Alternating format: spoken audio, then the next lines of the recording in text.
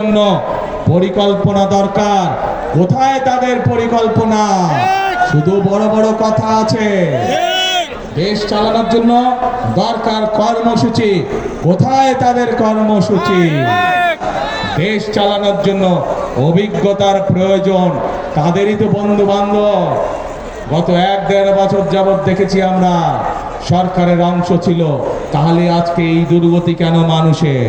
কাজে প্রমাণিত এটি আজ প্রমাণিত। যদি বাংলাদেশের মানুষের ভাগ্যের কেউ পরিবর্তন করতে পারে, কে পারবে? তাহলে যদি এই দেশের ভাগ্যের পরিবর্তন করতে পারে, কে পারবে? তাহলে যদি এই দেশে দুর্নীতির লাগাম টেনে ধরতে হয়, কে পারবে?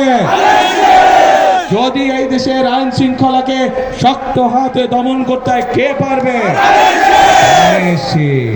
প্রিয় ভাই বোনেরা,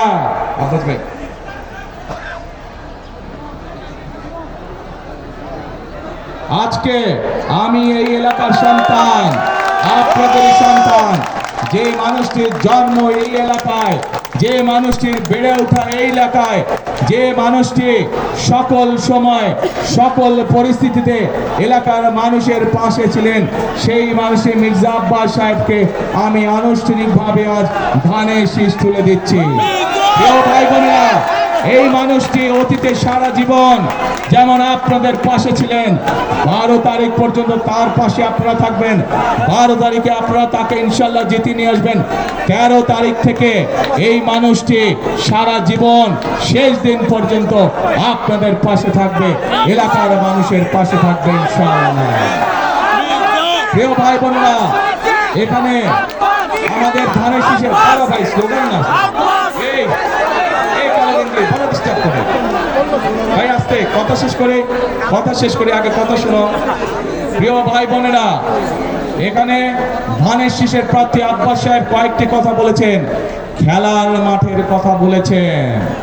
আমরা এর মধ্যে পরিকল্পনা গ্রহণ করছি, এই ঢাকা সহ সারা ঢাকা মহানগরীতে অনেক জায়গায় আমাদের সন্তানদের জন্য খেলার মাঠ দরকার, মুরব্বীদের হাঁটাহাঁটি করার জন্য খোলা মাঠ দরকার, এলাকার মানুষের বুক ভরে শ্বাস নেওয়ার জন্য খোলা মাঠ দরকার। ইনশাল্লাহ আগামী 13 তারিখে বিএনপি সরকার গঠন করলে আমরা এই খেলার মাঠ তৈরির কাজে ইনশাল্লাহ হাত দিব। একই সাথে এই এলাকার আরেকটি সমস্যা আছে, জলাবদ্ধতা।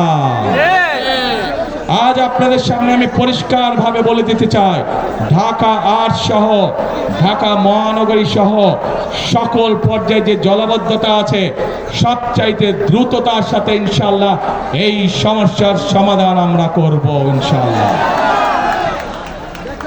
এবং একটি গুরুত্বপূর্ণ এই এলাকার মানুষের দাবি একটি কবরস্থানের। ইনশাআল্লাহ মানুষের যাতে এই সমস্যার সমাধান করা যায়, আব্বাস সাহেব নির্বাচিত হলে ওনার সাথে কথা বলে এলাকার মানুষের যেখানে সুবিধা হয়, যেভাবে সুবিধা হয় ইনশাআল্লাহ সেটিও আমরা পর্যায়ক্রমিকভাবে ইনশাআল্লাহ বাস্তবায়ন করব। এখন প্রিয় ভাই বোনেরা, আমি তো আপনাদের সামনে আমার দলের পরিকল্পনার